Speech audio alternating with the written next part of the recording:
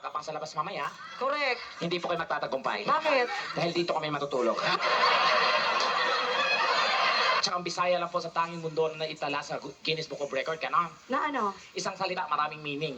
Paano maraming meaning? Oo, sa Bisaya, katulad ng salitang peace. Peace. Ang peace sa Bisaya, pwede kapayapaan. Ang peace, pwede isda. Ang peace, pwede muka. Ganon. Ang peace, pwede peace 1, peace 2. Ganon. Oh, tapos? Oo, ang peace, pag galit ka, pisti, yawa. Ganon. Nga demonyo ka.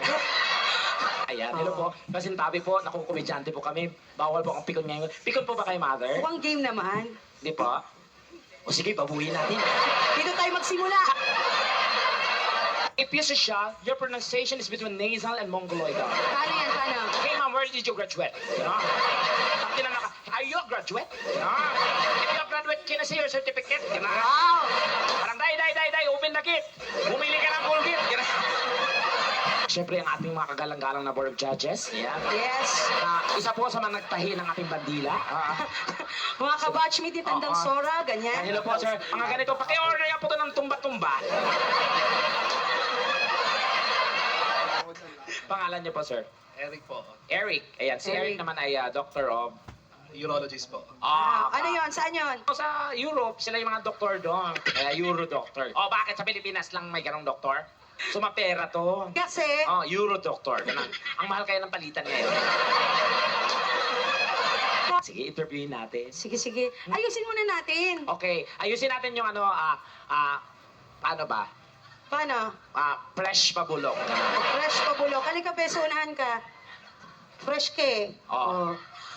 Huwag tayo magpanggap. Bubi. Kusog. Bubita, beware ka, hindi pa tayo nasasahuran. Ha? Oh, wait. Yung presidente ba yan? Oo. Sa unahan po kayo. Oo, nagkago ka, Piolo Pascual to. Yung jowa ko nga last 2 years na kami. Oh. Kasi yung motor na Tagal. Kasi yung motor na kinuha ko 2 years to pay. Tapos ngayon kayo pa rin. 10 years. 10 years. Oh, SSS kinuha ko eh. Sige, wala kang lansam. Kapit-bahay namin dati, mga 70 na pero sobrang libo. Talaga? Oo, uminom ng Viagra. Oo. Mainipin. Pag inom ng Viagra, hindi pa rin umi-effect, inom siya ulit. Oh. In 15 minutes po, nakawalong Viagra. Ha, walo? Oo, na-overdose, patay. Patay. Kawawa. Hindi mailibing yung bangkay dati. Bakit? Kasi kung saan namatay, doon umipek. May korte siguro yung kabaong yung dahil. Ako medyo mahina nakit na ako sa surgeon. Bakit? Kasi yung daddy ko, nung nagkaroon po siya ng tumor sa brain, talagang mother, nilalagari talaga yung ulo, no? Totoo. Oo, kasi para makakuha daw talaga yung ano. Ganun ba yung mother? Yung nag-opera sa daddy ko, intern pa lang. Oh. Nanginginig. Ano nangyari? Nanginginig siya, oh. Oh. Ngayon, pagkabiyak ng bungo ng tatay ko, tabingi. Oh. Ngayon, nung binabalik niya na yung bungo, Ano hindi yan? naman kasya. Bakit? So kinabahan yung doktor. Ah. Tinawag kami lahat ng mga pamilya. Ah. Sir, pasensya na kayo kasi bago pa lang po ako. Paano po to, hindi na namin maibabalik yung bungo ng tatay nyo. Oh, tapos? Nag-suggest na lang ako. Ano sinadjust mo? Huwag mo nang ibalik, Dok. At least open-minded siya.